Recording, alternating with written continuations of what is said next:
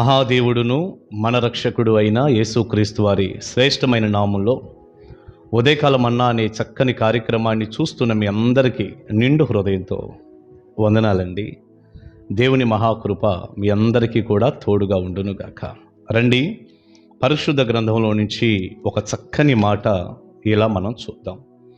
కీర్తనల గ్రంథం 73వ కీర్తన 73వ కీర్తన 25వ వచనం.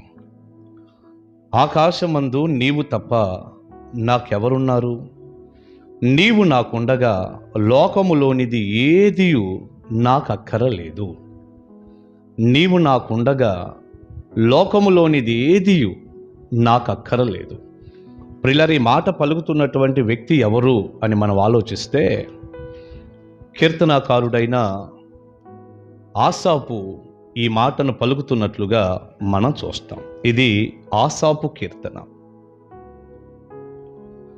వాస్తవంగా ఆసాపు ఈ స్థాయికి చేరుకున్నాడు. ఈ కీర్తన మనం కొంచెం జాగ్రత్తగా గమనిస్తే, ఈ కీర్తన అంతా ప్రారంభం నుంచి చదివితే ఆయన అన్నాడు, చాలామందిని నేను గమనించినప్పుడు వాళ్ళు అలా ఉన్నారు, ఇలా ఉన్నారు, చాలా డబ్బుతో, సంతోషంతో, బలం కలిగి అన్నీ బాగున్నాయి వాళ్ళకి. వాళ్ళు భక్తిహీనులు అయినా కూడా చాలా సమృద్ధిగా కనపడుతున్నారు, ఆరోగ్యంగా కనపడుతున్నారు, పుష్టిగా కనపడుతున్నారు. కావలసినంత ద్రవ్యం కూడా వారికి ఉందయ్యా. నేనేమో మరి నిన్ను నమ్ముకున్నందుకు, నా హృదయాన్ని శుభ్రం చేసుకొని బ్రతుకుతున్నందుకు నాకేమీ లేదు.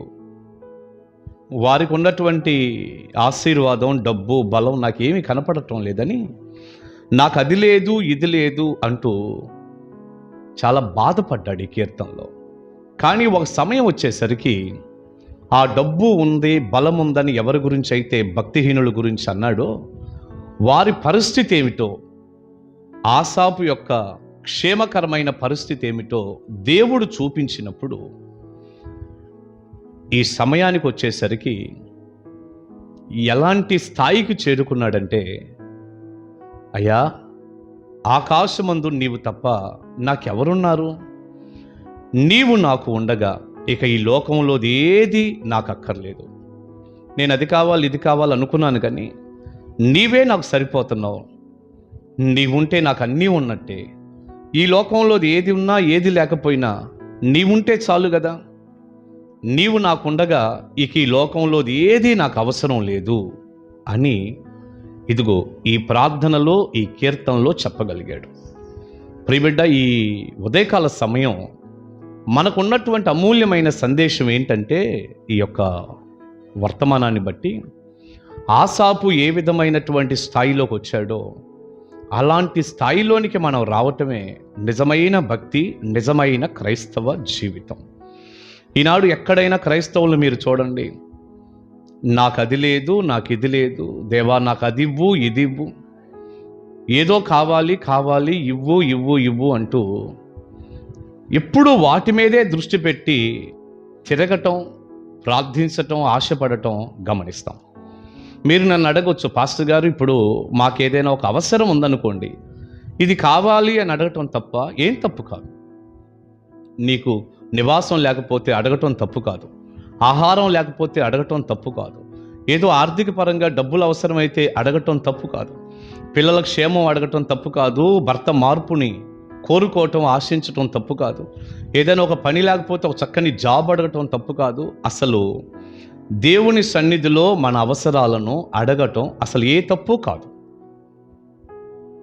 కానీ పొరపాటు ఏమవుతుంది, తప్పు ఏమవుతుందంటే, చివరి రోజుల్లో బోలెడు మందిని గమనిస్తున్నాం, ఇక ఆయన ఇచ్చే దాని మీదే మనసు పెట్టుకొని నాకు అది కావాలి, ఇది కావాలని ఆశ కలిగి ఉన్నారు, కానీ ఇచ్చిన ఆయన్ని పక్కన పెట్టేశారు. ఇచ్చిన ఆయన్ని బట్టి సంతోషం లేదు, ఇచ్చే వాటి మీదే మనసు పెట్టారు. అవసరాన్ని బట్టి అడగటం తప్పు లేదు. క్రీస్తు యేసునందు మహిమలో మీ ప్రతి అవసరం తీర్చబడును అన్నారు.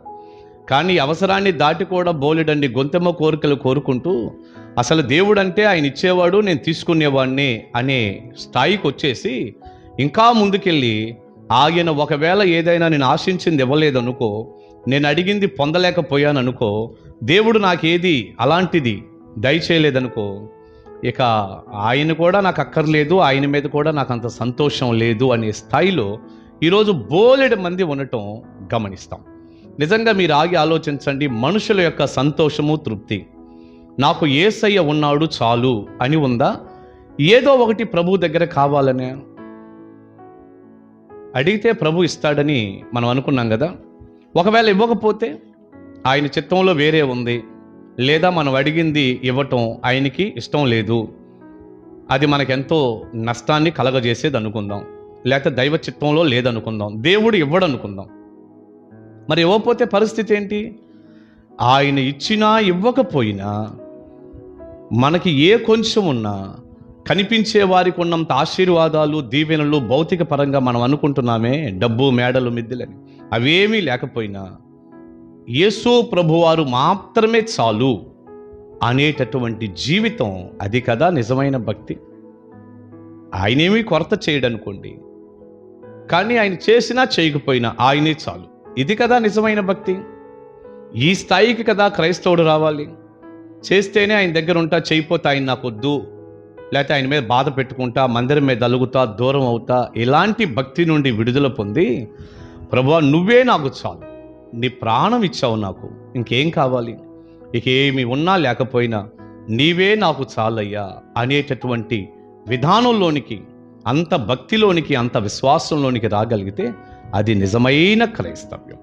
ఈ మంచి ఉదయకాలం మీరందరూ కూడా ఇంత లోతైనటువంటి క్రైస్తవ జీవితం, భక్తి జీవితం మీరు జీవించాలని, మీరు నిజమైన క్రైస్తవులుగా, నకిలీ కాకుండా నిజమైన క్రైస్తవులుగా ఉండాలని, దేవుడిచ్చే దాని మీద కాకుండా దేవుని మీదే మీరు దృష్టి పెట్టుకోవాలని, హాసాపు వలె ఆకాశమందు నీవు తప్ప నాకెవరున్నారయ్యా, నీవు నాకుండగా ఇక ఈ లోకంలో ఏది నాకు అక్కర్లేదు, ఏది నాకు వద్దు, ఏదున్నా లేకపోయినా నువ్వే చాలు అనే స్థాయికి మీరు రావాలని నేను నిండు మనసుతో కోరుకుంటూ, అట్టి దీవెన మీకు కలగాలని ప్రార్థిస్తూ సెలవు తీసుకుంటున్నాను. దైవ దీవెన మీ అందరికీ ఉండునుగాక.